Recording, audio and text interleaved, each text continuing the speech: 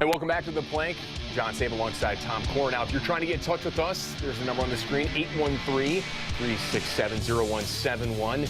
You can also get in touch with us with social media on Twitter using the hashtag #ThePlank, or tweet at Tom and I with our handles there as well. Of course, you're watching us right now on abcactionnews.com/ThePlank worldwide. And who's going to be the first Skyper? On Ann. Maybe it's Ann. Maybe it might be Ann. Listen, we do have jam phone lines, so if you're trying to get a hold of us here, just be very patient, okay? You'll get in sooner or later here on the show tonight. As John said, it's 813-367-0171. We'll have the Zack Klein interview here coming up in just a moment, but I do want to get to the phones. And let's start out with Nick in Valrico. Nick, thanks a lot for calling The Plank. Hey guys, quick question. With Lovie Smith being such a defensive-minded coach, what kind of timetable would you give him if his players aren't stepping up? Would you see him maybe pulling some guys from the practice squad and giving some of those guys a chance? Oh, from the practice squad, I think he'll probably try to go 2 deep, or if he's got 3 deep on the roster first. From the practice squad, I don't see anybody on that practice squad that, if they've got to go that far, we got some problems. Nick, we're in trouble. we're in serious trouble. I will say this: if Josh McCown makes another bonehead mistake like he did in the first 2 games, at the end of the day, you hear about quarterbacks being measured by wins, right, and so yeah, we're 0-2, and I just, for me, that's how I evaluate it. I say, what could I have done better? What could he have done now? What he could have done now is the fact of not throwing that interception. Right, and not rush the throws and not throw across your body. Like, I keep stressing this enough, and I sound like a broken record. These are rookie mistakes. I know you're out of the pocket and you want to get rid of the ball, but throw it away. Don't throw it in coverage. Slide or get out of the way. You're going to get sacked. You're going to get sacked. But, Josh is putting too much pressure on himself. He has acknowledged it. He has owned up to all his mistakes, which is, you expect that out of a veteran to do. But going back to the practice squad question, if we do have to go that far, we have some problems in the Bucs. Wouldn't you agree? Oh, a lot of problems. I'll second guess that one. Yeah. Yeah, I mean, that's a slam dunk, buddy. Yeah. All right, 813-367-0171, the number to call. Let's go to Ed Harris, who joins us in Clearwater. I think I know this Ed Harris. Yeah, I still have all my hair. It's okay. Yeah, great. What's up? Just a side note, in light of all the, the negative stuff that's going on in the news, and it's a variety of lovely things we're seeing, and luckily we're not seeing that here in Tampa Bay. But as a Bucs fan from day one, man, back when it was like, 4 games, 3 points, you had diehard fans out there. If we have something come up here, and it can happen anywhere, because people are people and they do stupid things sometimes. But I would love to see the coaches and the owners and the players get out ahead of all these issues that are plaguing everybody else, and come out to the public and make an announcement and say, look, we ever have anything like this happen here, this is how we're going to handle it. Point blank.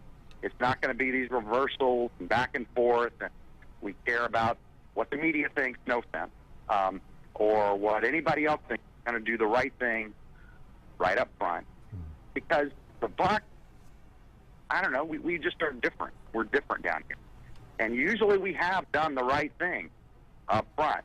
But, I just don't want to see us get stung like all these other teams are getting stung with bad behavior from a player, and then you see bad behavior from the management, bad behavior from the owners.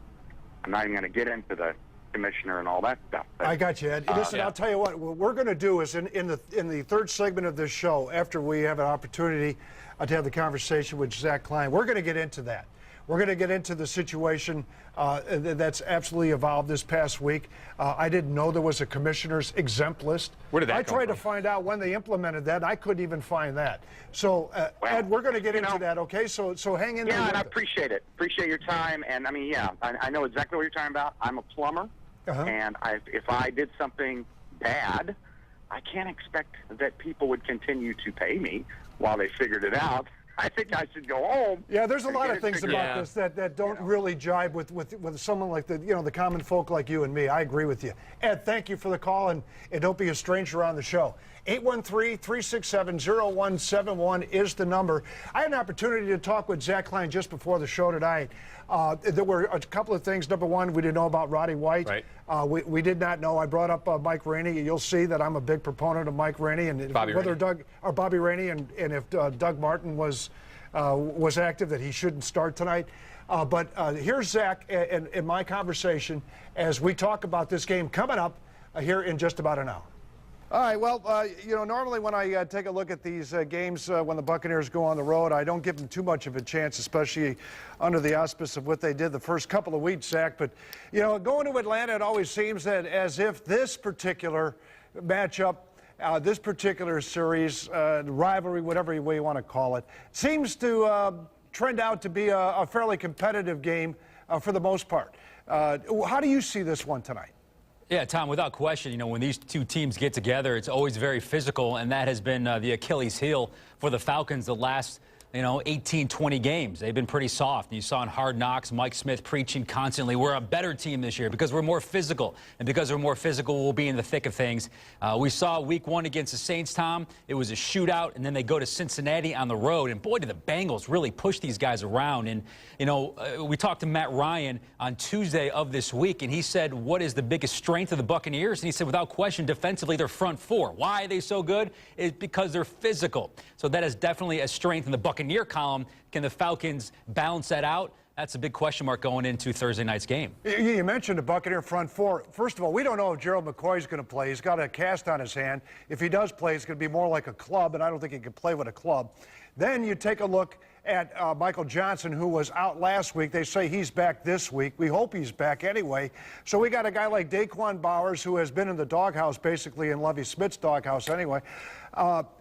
I'm concerned about this because, frankly, the Buccaneers front four has put absolutely no pressure on any quarterback that they played the first two games over here at Raymond James Stadium. Yeah, but Tommy, this could be the perfect week for them to step up and get it done because the Falcons' offensive line, man, it's holes. It's Swiss cheese. I mean, you look at what they've done. I mean, Matt Ryan, if you give the guy any time, and all this garbage about not making him an elite quarterback, people saying that is complete bunk. It's totally false. The guy, if he gets time, he makes throws. I mean, look what he did against the Saints. They didn't bring that much heat in that game, and he throws for 449 yards and 3 touchdowns. The week after, against the Bengals, they were constantly in his face.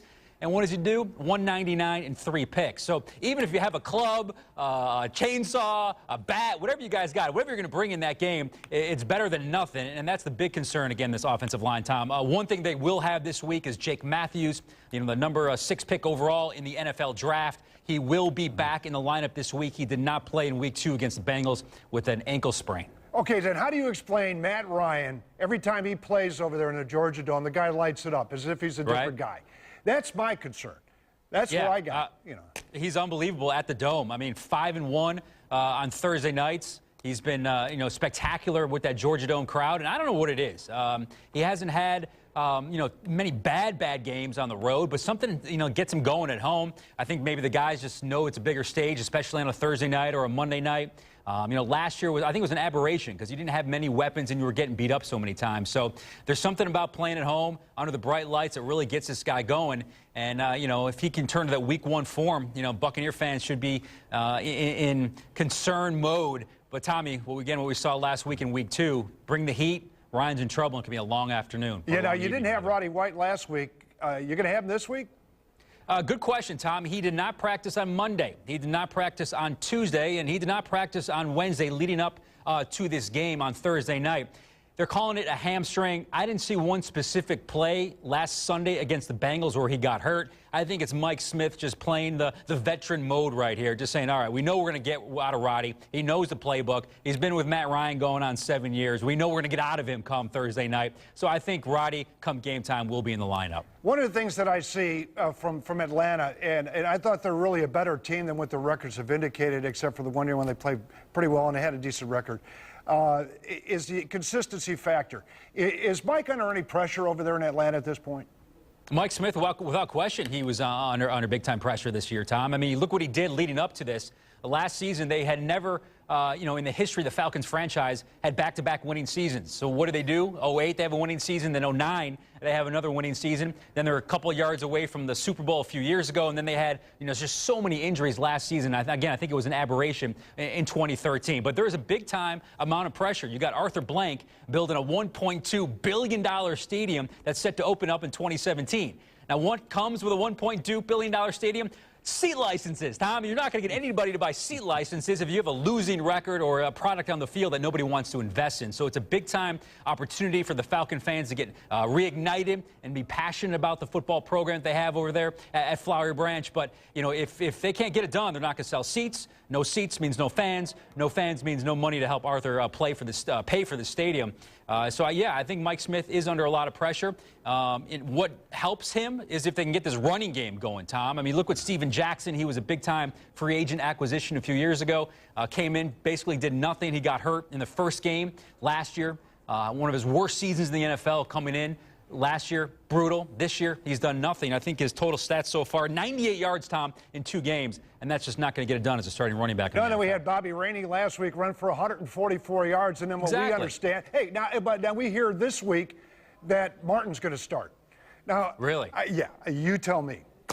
Running back by committee, and that's something that the Falcons kind of wanted to do, Tom. They wanted to give Devontae Freeman some touches and Jaquiz Rodgers some touches, open it up in the slot, maybe do some end-arounds with Devin Hester, get him involved. But Steven Jackson is the guy. I think the Falcons, if they want to make a deep push, obviously in this game, but throughout the season, they got to get him going. And he just hasn't had that old Steven Jackson spark. Kind of like what we saw with Michael Turner a few years ago. Once you get that wall, you're just downhill fast in the NFL as a running back. So a big point of contention with this Falcons offense is Steven Jackson, and we'll see how he responds on Thursday. All right, one final question. Who's going to win this one, Zach? I'm not much of a – I got to go with the home team just because the way they're playing at the George Dome. What they did against the Saints to start off the year, I think, surprised a lot of people. New Orleans was a very popular pick, Tom, as you know, to go to the Super Bowl, represent the NFC. They were improved on defense. And look what Ryan did. Again, 448 yards and 3 touchdowns. You throw in the fact that he's playing at home on a Thursday night with the lights. The Buccaneers coming in winless. And, they got a lot to play for as well. But I think the home crowd and Ryan's comfort level at the George Dome is a difference. Yeah, I do too. I like Atlanta myself. Zach, thanks for the time, and have a good time in Atlanta. And best of luck to you, but not so much to the Falcons. All right, Tom. Always a pleasure. It's your world, baby. I'm just living in it. All right, and that was Zack Klein joining us from Atlanta. That was earlier today. But just to clarify things, in case you just joined us, Roddy White is not playing tonight. Doug Martin is inactive tonight. Bobby Rainey will get the start tonight, which is a good thing. It is good. By the way, in our chat area on the plank on abcactionnews.com, we just got something in from the Tampa Bay Buccaneers. I got to put my binoculars on if you don't mind. As you know, Rainey ran for 144 yards last week. Last year versus Atlanta, he ran for 163 yards and 3 touchdowns. All right, remember that 163 yards and 3 TDs. So can Rainey pull it off again tonight with this offensive line? Without the issues with the offensive line, I think he could put up some big numbers because that Falcons defense is that bad. You just heard Zach saying it's equivalent to Swiss cheese, especially when they try to pass the ball.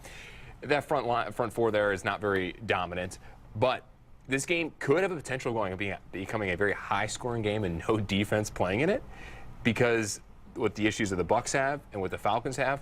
But in the end, the Bucs trying to avoid their 13th 0-3 start since being a established. And I've seen most of them. Don't even remind me. Tied for most in the NFL. Okay, folks. Not good. Here we go. 813-367-0171 is the number. When we come back, we're going to get into what is going on in the National Football League. The update, of course, Greg Hardy in the news. Who else is in the news? Oh, yeah, Jonathan Dwyer. Adrian Peterson. Dwyer in the news. And so our question to you is, are you satisfied with the way the NFL has handled so far with the Hardy and Peterson situation? Hashtag the plank. Or call in again, 813-367-0171. Those are your numbers and ways to get in touch with us here. We're wanting to know what you and your thoughts are about that and also on this upcoming game here. Kickoff just about an hour away. All right, the plank presented by Jeep returns right after this.